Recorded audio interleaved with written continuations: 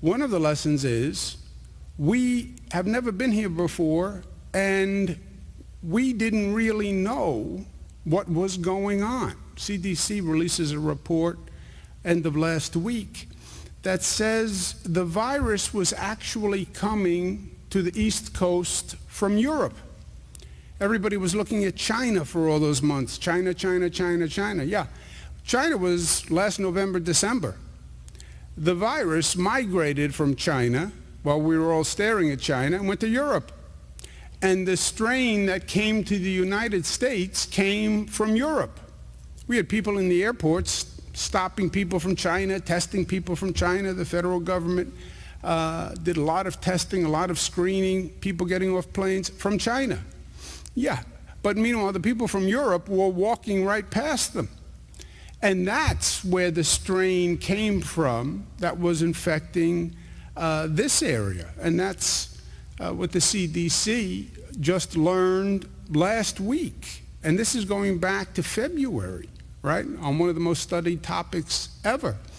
Again, just learn the lessons of what happened.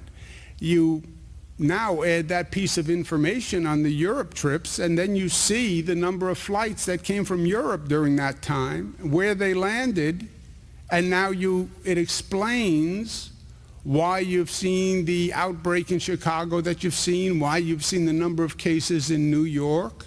Because yes, the flights were landing here, people were coming from Italy and UK and from European countries, and nobody thought to screen them, nobody was on guard.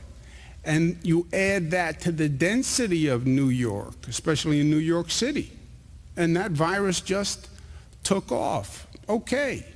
We didn't know. Now we do. We also can look back in history. You look at that 1918 flu pandemic that they talk about. The places that opened too soon saw that flu come right back.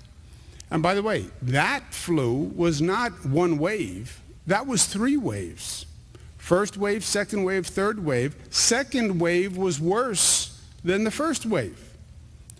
And you watch the other countries that went through this before us, right? We're not the first one down the chute. There were other countries that went down before us. You see, they wanted to reopen also. They were feeling the pressure on reopening. And you study those cases and you see that you reopen too soon or you reopen unintelligently, and you can then have an immediate backlash.